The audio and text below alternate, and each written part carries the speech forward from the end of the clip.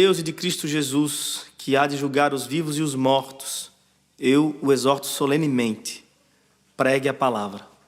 É com este imperativo que Paulo inicia suas últimas palavras ao seu filho na fé, Timóteo. Essa é a sua segunda carta ao jovem pregador e possui um valor histórico sem precedentes. Afinal, além de ser uma convocação solene ao ministério e por isso conter sagradas lições para qualquer cristão vocacionado, trata-se também da última carta paulina que temos registro. Ao que tudo indica, este foi seu último documento. Estamos mesmo diante das últimas palavras do apóstolo Paulo, não apenas a Timóteo, mas ao mundo. Como chega ao fim dos seus dias um homem de Deus?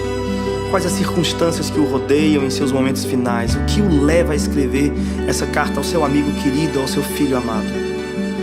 O pedido de Paulo não poderia ser mais solene. Pregue a palavra. Este é o resumo de absolutamente tudo que Paulo vem dizendo a Timóteo desde o começo dessa carta. Não é uma carta qualquer, é uma convocação última e urgente para que Timóteo se erga de suas limitações e de seus temores e assuma o lugar de seu tutor. Uma vez que Paulo está mesmo chegando ao fim de sua jornada ministerial, é hora do jovem Timóteo se erguer com ainda maior compromisso e valentia. Paulo diz se lembrar das lágrimas sinceras de Timóteo e da fé não fingida que ele recebeu de bom grado e acolheu no peito por meio da fala de sua mãe e de sua avó Lloyd. Deus não nos deu espírito de covardia, mas de poder e amor e equilíbrio. Foi o que Paulo lembrou a Timóteo no primeiro capítulo dessa carta, enquanto fazia referência à santa vocação que Cristo nos fez. Evite conversas inúteis e profanas, enfatizou Paulo no segundo capítulo. Fuja dos desejos malignos da juventude. No capítulo 3, Paulo se recusa em esconder de seu discípulo a face escura do ministério e diz sem medo: todos os que desejam viver piedosamente em Cristo serão perseguidos. Tu, porém, permaneça nas coisas que aprendeu por meio das Escrituras. Pregue as Escrituras. Esse é um mandamento tão solene que as testemunhas convocadas diante das quais Paulo ordena a Timóteo que pregue são Deus e Cristo Jesus. Alguns já haviam questionado o ministério do jovem Timóteo, mas não era hora de se entristecer por isso. Pregue a palavra. Outros já o haviam ridicularizado por seguir um pobre coitado feito Paulo, sempre perseguido, mas não era hora de se envergonhar. Pregue a palavra.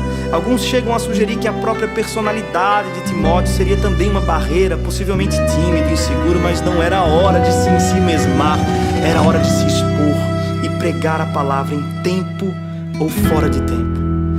E é como se Deus segredasse ao ouvido de Paulo sobre os dias que viriam, os dias de hoje. E aí Paulo vai dizer: Timóteo, vai chegar o tempo em que não suportarão a sã doutrina. A verdade causará coceira nos ouvidos. As pessoas vão atrás de pregações inofensivas, vão configurar pregadores que lhes afaguem o ego, que troca infeliz a dura verdade pela suave mentira. Fábulas e mitos podem emocionar, mas são incapazes de nos salvar eternamente. E é por isso que Paulo insiste: Timóteo, eles podem, você não.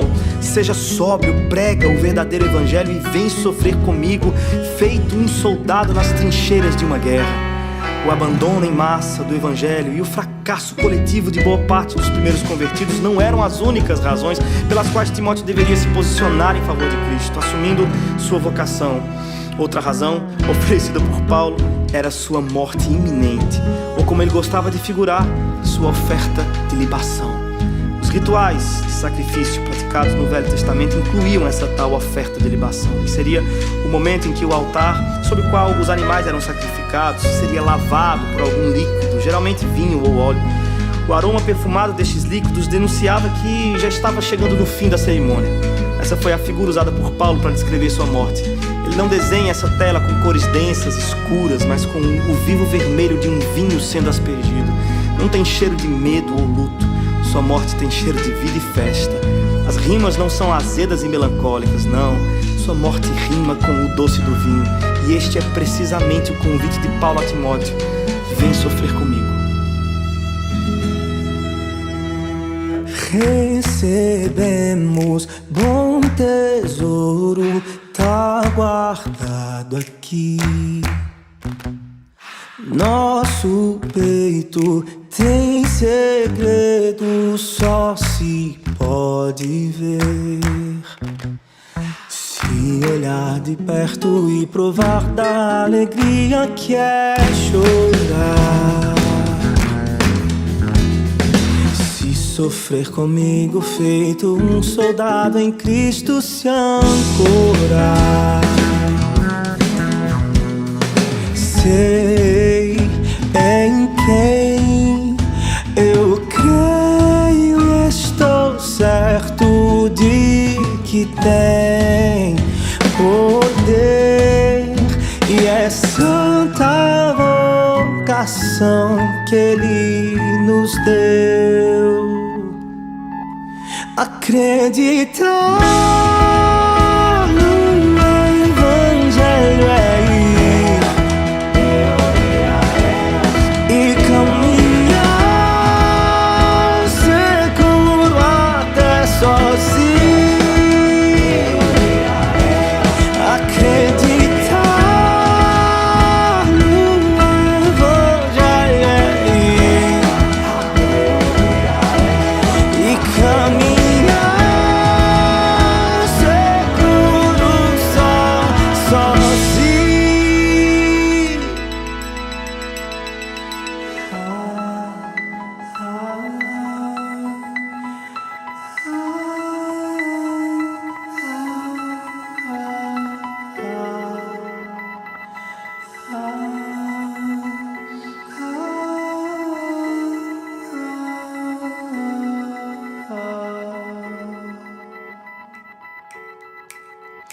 Vem olhar de perto e provar da alegria que é chorar. Acreditar no Evangelho é ir, vai, e caminhar seguro até sozinho, seguro até sozinho. Acreditar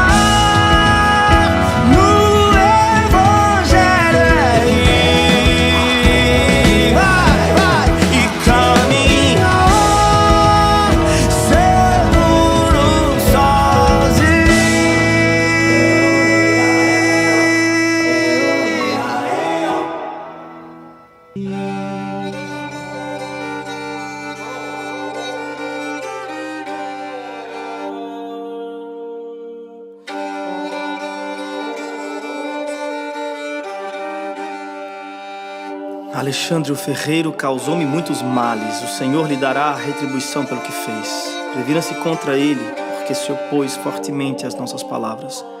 Na minha primeira defesa ninguém apareceu para me apoiar. Todos me abandonaram. Que isso não lhe seja cobrado. Quando a gente tem em mente que essa carta de Paulo ao seu amado Timóteo é na verdade uma solene convocação para a obra do ministério, essa sessão aqui onde ele fala sobre a traição de Alexandre e o abandono que sofre durante sua primeira defesa demonstram o nível de sinceridade de Paulo para com Timóteo. Não existe nenhuma intenção de maquiar a realidade do ministério. Timóteo não estava sendo enganado quanto aos terríveis perigos de se lançar na preciosa jornada que é a proclamação da verdade de Deus. Enquanto o velho Paulo prepara seu jovem sucessor para a realidade das dores do ministério, ele poderia dar vários conselhos. Quando o assunto era sofrimento e perdas, ninguém melhor para rechear a pauta de experiências pessoais do que Paulo. Ele podia falar sobre a dor das chicotadas ou dos aprisionamentos nas argolas aí das masmorras. Ele podia falar para Timóteo sobre naufrágios, apedrejamentos. Tudo isso Paulo sofreu, tudo isso poderia sobrevir a Timóteo. Mas o que Paulo considera de singular importância, no fim das contas, é preparar Timóteo para a traição no campo. Timóteo, Alexandre, isso dói. Se até mesmo o nosso Cristo teve de passar pelo amargo anoitecer de um beijo amigo que o levou diretamente aos braços de seus perseguidores, estaria Paulo livre de sofrer o mesmo? Deveria Timóteo se enganar quanto à real possibilidade de provar também em sua face esse beijo? Ao que tudo indica, segundo alguns comentaristas, Alexandre teria sido alguém influente com quem Paulo poderia ter contado durante seu primeiro julgamento, mas ao invés de oferecer ajuda no caso de Paulo, Alexandre teria sido seu principal opositor durante a sessão de sua defesa. Como se não bastasse, lá está o velho Paulo, lançado feito um animal, amarrado diante de sua presa. Se levanta com dificuldade para falar em sua defesa, mas quando olha ao seu redor, encontra os magistrados, seus perseguidores estão lá, tem até os curiosos, mas não acha sequer um rosto amigo. O velho Paulo está vivendo seus dias mais difíceis em absoluta solidão. Ele que tanto desejou partilhar dos sofrimentos de Cristo se vê agora como ele em sua cruz, abandonado por seus amigos. Quem de nós suportaria essa pressão sem amaldiçoar a si mesmo, sem desacreditar sua própria jornada? Valeu a pena, Paulo. Vê bem aí ao seu redor, gastou sua vida em favor de tanta gente, abraçou tanto por aí, e no dia de sua terrível dor, quantos estão aqui para lhe devolver esse abraço? Valeu a pena, velho Paulo.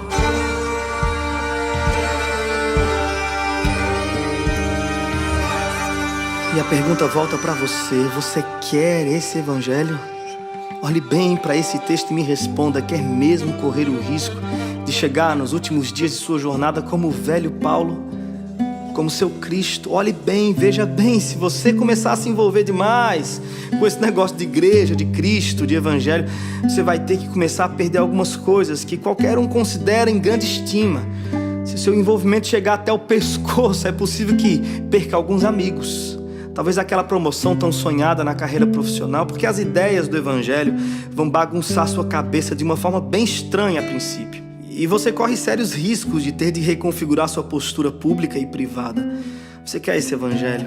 Se chegar ao ponto de envolver-se até submergir no oceano desse evangelho e já não saber mais quem é você e quem é Cristo, aonde começa Cristo em você e até onde vai você em Cristo, você pode chegar sim ao ponto de estar sozinho e escrevendo para algum amigo distante: ei, me envia aí uma capa e alguns livros. Mas as escrituras garantem que não é possível de forma nenhuma que você chegue ao seu último dia sem a presença do mesmo Cristo que lhe encontrou, com o mesmo olhar compassivo que lhe acolheu. Paulo continua o texto dizendo: mas o Senhor permaneceu ao meu lado e me deu forças para que por mim a mensagem fosse plenamente proclamada. O Senhor me livrará de toda obra maligna e me levará a salvo para o seu reino celestial. A Ele seja glória para todos sempre. Amém. O convite do velho Paulo ao seu amado Timóteo não era para se jogar em absoluta insegurança no mar revolto, afinal de contas, não. Era o oposto.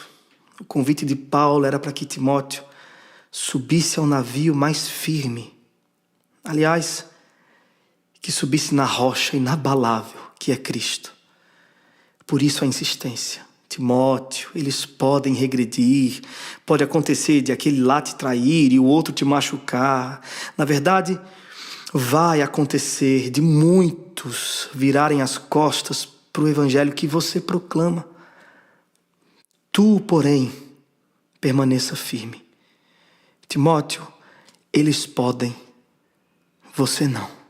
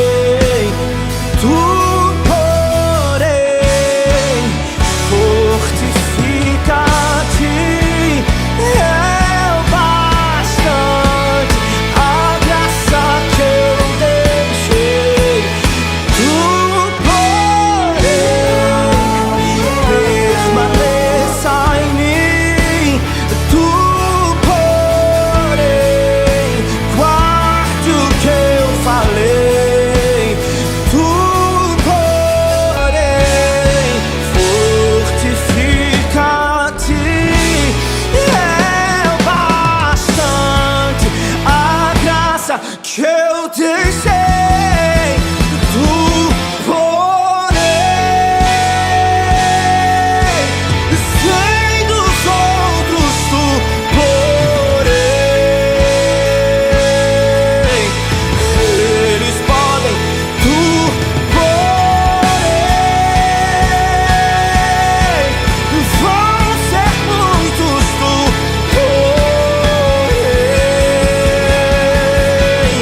ser fiel até o fim, só vem,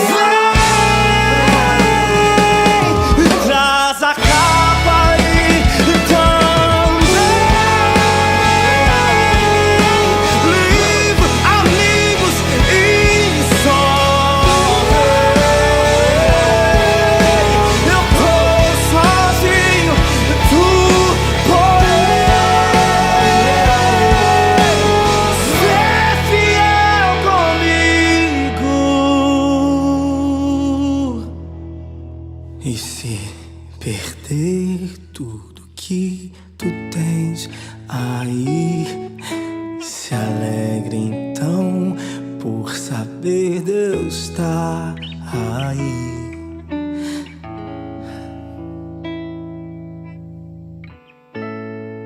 Na realidade do Evangelho, a realidade das coisas costuma ganhar outras cores. Morte aqui tem cheiro de vida. O choro às vezes ganha contornos amarelos e soa festivo.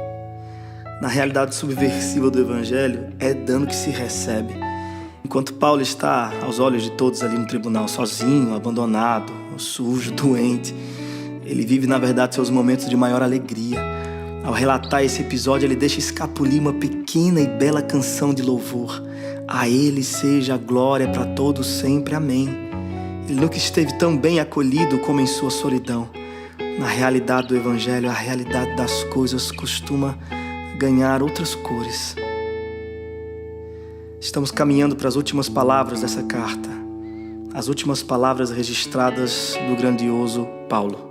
Aliás, do pobre, coitado e aprisionado Paulo, porque na realidade do Evangelho, a realidade das coisas é outra. Saudações a Priscila e Áquila e à casa de Onesíforo. Erasto permaneceu em Corinto, mas deixei Trófimo doente em Mileto. Procure vir antes do inverno. Eubolo, Prudente, Lino, Cláudia e todos os irmãos enviam-lhe saudações. O Senhor seja com seu espírito, a graça seja com você. Como chega ao fim de sua jornada um homem de Deus? Paulo chegou assim, aparentemente sozinho, mas nenhuma gota de amargura no peito. Antes, saudações e gratidão sendo exaladas por meio de suas palavras. Ele faz menção de amigos queridos com quem dividiu momentos importantes na fé. Priscila e Áquila, que haviam partilhado a estrada missionária com Paulo em ocasiões passadas. Onesíforo, que já foi mencionado por Paulo como alguém que o animava muito. Cita Erasto também, possivelmente tesoureiro na igreja em Corinto, uma igreja que parece ter demandado muito da atenção do apóstolo. Deixei Trófimo doente em Mileto. É quase como ver a Cristo ali no madeiro, em grande dor e agonia, mas ainda assim reservando algum momento para cuidar de sua mãe e de seu discípulo mais novo. Filho, eis aí a tua mãe. Mãe, eis aí o teu filho. Cristo entregou o coração partido de sua mãe aos cuidados de João. Paulo entregou o doente Trófimo aos cuidados de seu discípulo. Quem de nós pensaria em mais alguém na hora de sua dor? Paulo pensou. Cristo também. Porque na realidade do Evangelho, a realidade das coisas costuma ganhar outras cores. Paulo ainda arranja espaço para citar cuidadosamente nomes daqueles que, muito provavelmente, são seus últimos frutos. Eubolo, Prudente, Lino, Cláudia e os irmãos todos. É como quem diz, se você chegar aqui, Timóteo, e eu não estiver mais, procure por esses novos convertidos. E aí nós chegamos, de fato, no fim. Para quem acompanhou a jornada cinematográfica de Frodo e a Sociedade do Anel, lembra muito bem da cena comovente que foi a despedida desse pequeno e corajoso hobbit com seus amigos. Mas o momento mais emocionante foi o último abraço. Frodo olha compassivo para o seu companheiro de jornada Sam. E em silêncio solene os dois parecem reviver toda a aventura que os tirou do condado e os levou até ali. É precisamente nesse ponto da história de Paulo e Timóteo que chegamos. As próximas frases são o último abraço de Paulo em seu filho Timóteo. E ele poderia fazer votos de que Timóteo fosse muito bem na vida, tivesse muitos amigos e tudo mais, mas não é nada disso que Paulo deseja a Timóteo. Paulo sabia muito bem o que foi que o livrou de padecer inúmeras vezes. E padecer aqui não é no sentido de morte, não, porque morte para Paulo é lucro, né? Lembre-se, na realidade do evangelho, a realidade das coisas costumam ganhar outras cores. Paulo sabe muito bem o que desejar a Timóteo. Timóteo, quando eu tinha a sua idade, quando eu era jovem, eu fui até Deus desesperado com um espinho que me aferroava a alma. Mas Deus disse: Paulo, não se aveste não, a minha graça te basta, porque o meu poder se aperfeiçoa na sua fraqueza. E é isso, Timóteo, que eu desejo a você, o favor imerecido dos céus, que certamente me abrirá os portões celestiais. Timóteo, que a graça seja com você. E ao dizer isso, descansou a pena do poeta, descansou o apóstolo eternamente. Missão cumprida, seu ministério findou. Eu não sei se Timóteo chegou lá antes do inverno como Paulo desejou, mas a pergunta é se você vai chegar antes do inverno. Timóteo, vem depressa. Se eu perder tudo que juntei aqui, me alegrarei, pois eu sei que tenho a ti. Me ponho ao chão pra agradecer o teu amor por mim, teu sangue sobre mim.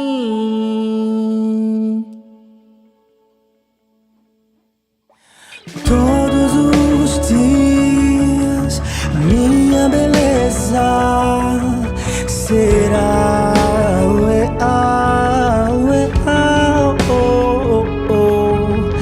todos os dias minha riqueza será